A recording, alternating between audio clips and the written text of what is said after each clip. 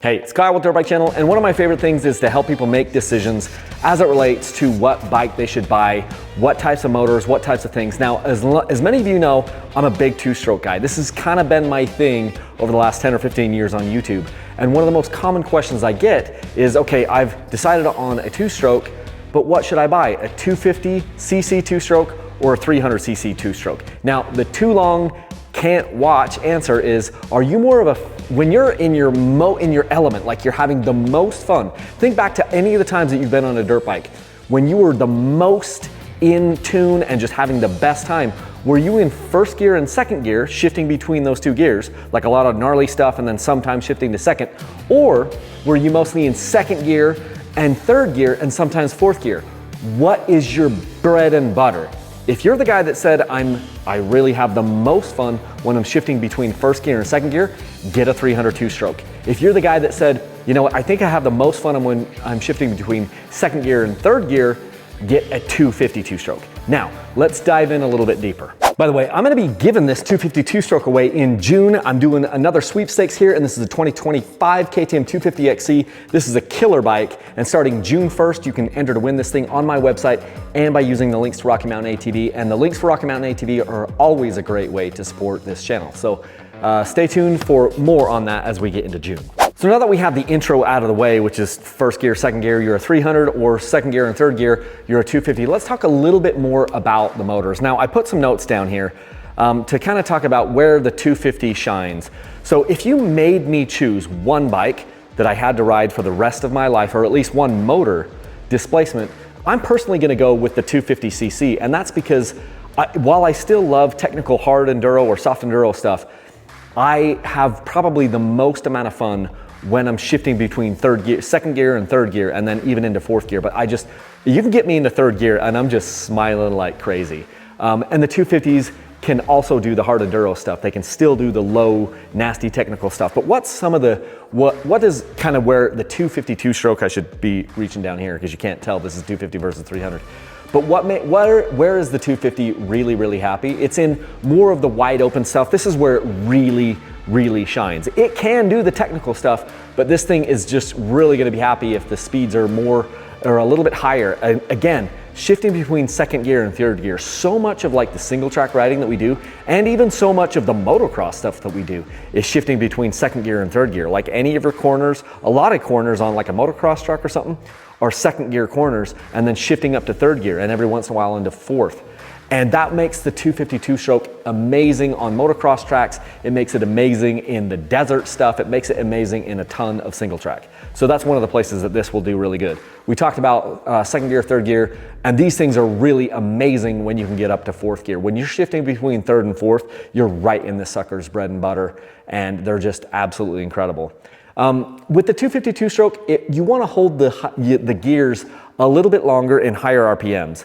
The modern 250 and 302 stroke make around the same amount of horsepower. It's basically negligible which one makes more. It's just where that power comes in the RPM range, as many of you know. On a 252 stroke, the higher power is going to come a few hundred RPMs higher in that RPM range, and so this rewards you for holding on to those gears a little bit longer than it would on the 300. The 250 feels a little bit more alive and a little bit more playful, a little bit more snappy. And that is just such a fun thing to have. It's just a little bit, in my mind, these things, and I've had these bikes where I've had a 250 and a 300 of the same model year, of the same model, and it's just the 250 always seems just a little bit more playful, a little bit more agile feeling, and they're super, super fun if you hold on to that gear a little bit longer. Again, I want to tell you that the 252 stroke can do the gnarly stuff as well. If the 302 stroke didn't exist, this would be the most tractorable, most luggable motorcycle out there. So it's like some people say, well, if I get the 250, am I still going to be able to lug and all that stuff? And I say, yeah, it will lug better than any other motor out there other than the 302 stroke. So again, this thing can still do the nasty stuff. It can still do the slow technical stuff, but it's going to reward you a little bit more when you get to second gear and third gear as opposed to the 300. Okay, so now let's talk about the 300cc motor. Where does that shine? Now, this is probably going to seem pretty obvious to you guys, but it really shines in the slower, more nasty technical terrain. There is no better like low RPM tractor than a 300cc two-stroke. They are just absolutely magical. It changed my life. A 300cc changed my life, and it's the only reason that you're even listening to this is because I bought a 2012 KTM 300 XCW back in the day, clear back in 2012, and it really just opened my eyes to what motorcycles can be and what single track riding can be and off-road riding can be. There is no better luggable tractor than a 300cc two-stroke. So if your happy place is that first gear stuff where the radiator fan is running because you're climbing some nasty hill or whatever, or you're just going slow through slogging it out through the technical stuff, the 300cc, and that's where you want to be like all the time, the 300 is your bike.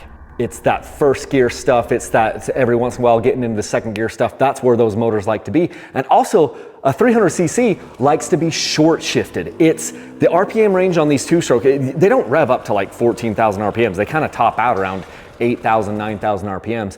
And they're making a lot of that power. Those motors have been tuned, especially the KTMs and even the Shercos and the Betas. They have been tuned so that they make so much of that power down low in the RPM range. So if you're on a 300, you just shift often and you shift early, and they will really, really reward you. And it's also great because you can ride it so quietly. I don't think there's a more quiet single track bike out there than a 300cc two-stroke, because you can just, you're just lugging the thing. And they actually don't make a ton of noise, especially if they're down in the lower RPMs. I've ridden with guys where you can't even tell that they're coming up, and like you can have your bike off and you don't even hear them until they get right up on you. So if you want to be quiet, a 300cc two-stroke is still going to be one of your best bets because the RPMs stay so low so much of the time.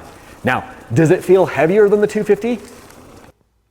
I don't want to say yes, but I also don't want to say no. There's a subtle difference. The differences between the 300 and the 250 are so subtle, and I believe that if I blindfolded 100 riders and took the stickers off of a bike, I could convince them, if I put them on a 250, I could totally convince them that they're riding a 300 or vice versa, just by like, hey, how do you like my 250 XC? They'd be like, oh, it's great. And they would never know it wasn't a 300. So it isn't like these differences are huge. They're very subtle, but there are some differences. And I'm gonna stick to that. I just don't think a lot of people could tell. I know a ton of people in the comments, and I don't read comments. I know a ton of people will rip me apart for that, but I do believe that if it was a blind riding test, a ton of people wouldn't be able to tell the difference. And if you like had 100 people and you let them ride a bike with no stickers on it or anything like that, and they weren't able to like look at the motor and look at the cylinder or whatever, I don't think a lot of people would know. It's that close on these bikes. Well, thanks for watching this video. I hope that helped you to kind of understand where you sit if you're a 250 guy or a 300 guy. If you want to have a phone call and actually talk this stuff through, there's a contact form on my website. I'm probably popping that up now. And we can just have a phone call and talk about this stuff. It's one of the favorite parts of my day. I do a lot of emails and I do a lot of phone calls helping people know what to buy as far as a bike or gear or boots, helmets, all that kind of stuff. Whether you've been in the sport for a little bit or you have been out of it for a little bit or a long time, give me a call. It can't hurt, and I might be able. There's just so much noise out there and it's hard to determine what's fact and what's fiction.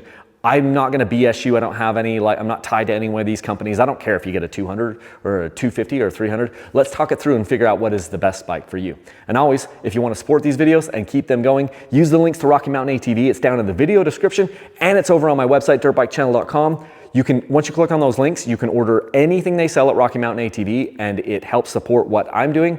And if we're doing a sweepstakes, it helps you it gives you entries into winning the sweepstakes for these bikes. Again, this will be a June sweepstakes bike, 2025 KTM 250 XC. This thing is awesome, and it's gonna go to a lovely home, a brand new home, and I can't wait to see who it is. So anyway, until next time, thanks for watching, and leave a single track.